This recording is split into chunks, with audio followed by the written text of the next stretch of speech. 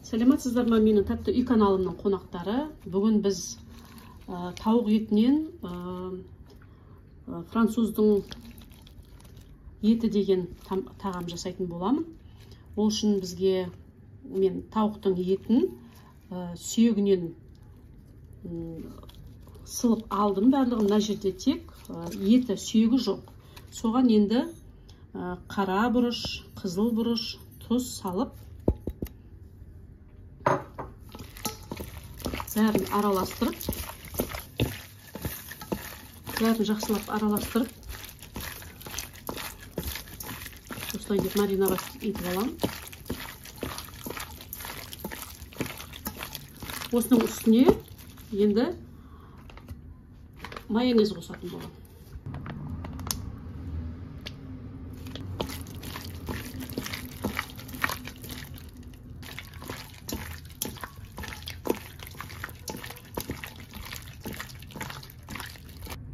Аз ғана сұйық май, ас қасықпен бір ас қасық сұйық май қоссаңыздар болады.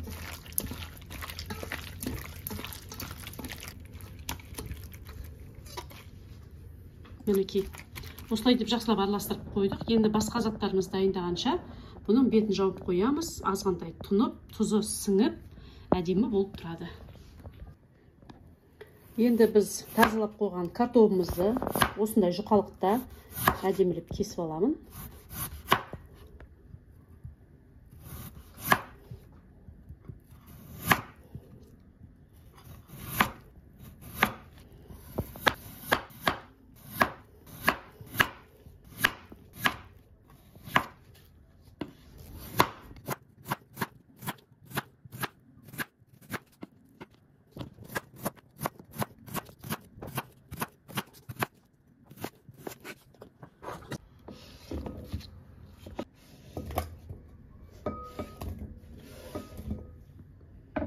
Картоптың үстіне де азғантай тұз сеуіп, оны да көп емес тұздап аламын.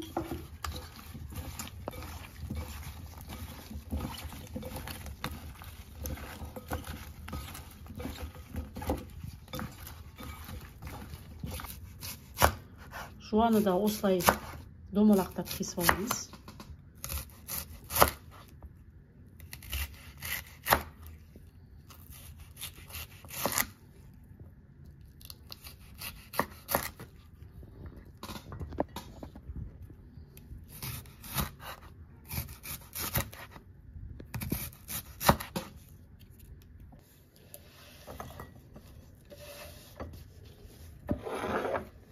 Қызанағымызды осылай деп домалақтап турап аламыз.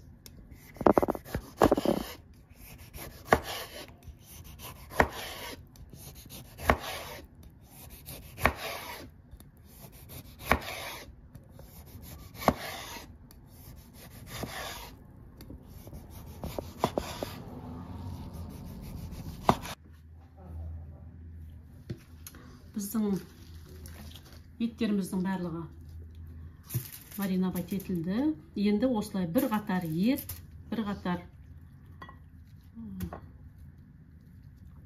картошка, бір қатар қызанақ, қайтадан ет, картошка, жуа, қызанақ деп, осылай деп жинай береміз. Бір мезгіл осындай тамақ жасап жегіміз келеді. Біз қазақтар үнемі жаңағы қамыр тамақ істейміз ғой. Осыны сіздер де жасап көріңіздер. Сіздермен бірге видеоның аяғына дейін болыңыздар. Подписка жасап, лайк басып, комментарий жазып отыруды ұмытпаңыздар.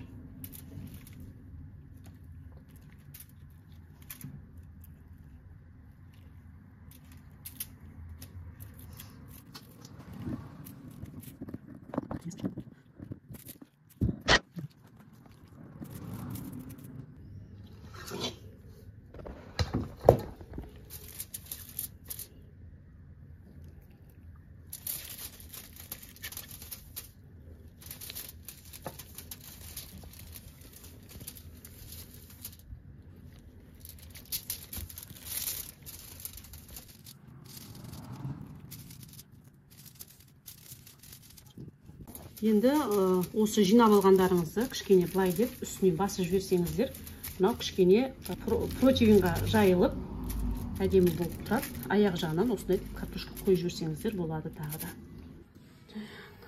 Біздің азғантай картошкамыз ауысып қалды. Ауысқан картошкалар ешқандай не емес, үстіңгі жақтарына қойып жібере берсеңіздер болады.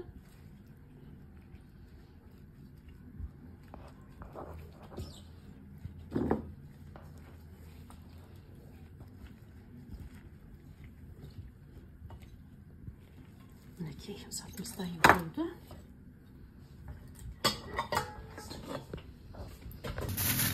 Енді тамағымыздың бетін осылай деп фольгамен жабамыз. Сонда біздің тамағымыз буға пісетін болады. Бұл тамақ қуырмай буға піскеннен кейін біздің ағзамызға зияны болмайды, асқазанға да жеңіл, бауырға да өте жеңіл болады. Пешімізді 200 градусқа қыздырып алдым. Енді 45-50 минутқа салып қоямыз.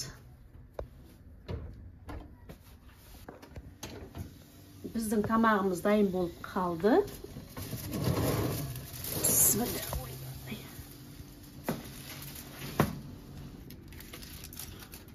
Күйіп қалмай, шаймен ашып алайын.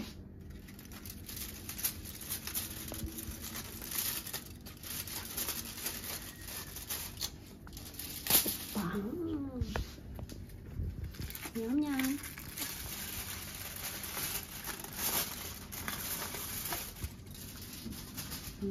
Әдемі. Енді осыны тағы да азғантай духовкаға салып аламыз, кішкене бетін қызартып аламыз.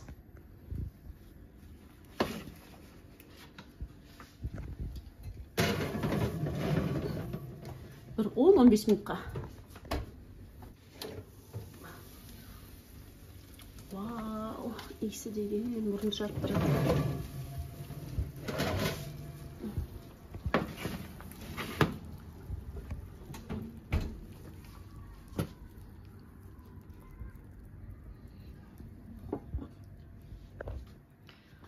Енді дайындап қойған, үккіштен өткізіп қойған сырымыз бар. Енді осы сырды бір қатар сеуіп шығамыз. Азғантай майонезбен де осылай деп бетін әрлеп алсаңыздар болады. Менің қыздар майонез жақсы көреді. Енді ол өздеріңіздің қалауларыңыз бойынша. Енді тағы да бір 5 минутқа духовкаға салып аламыз.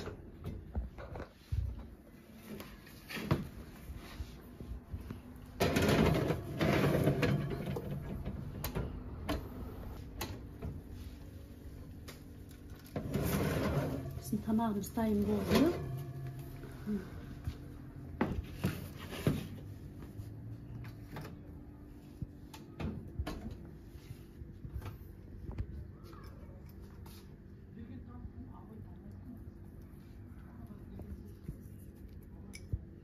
Бетіне көкөніс сеуіп,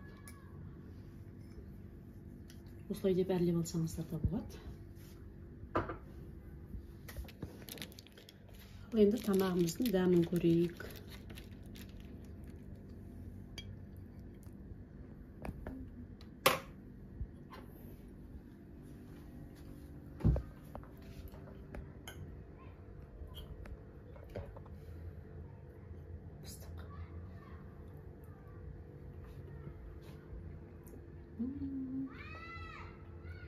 Керемет. Дәмі өте керемет.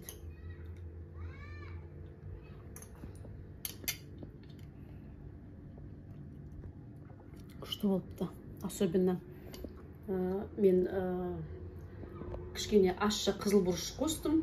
Өте дәмі керемет. Соның жаңа ащылығымен өте керемет дәм болып тұр. Енді кадр астың дәмділігін сіздерге қарай бере алмайды. супер, жасап көріңіздер, біздермен бірге болып, комментарий, лайк басуды ұмытпаңыздар.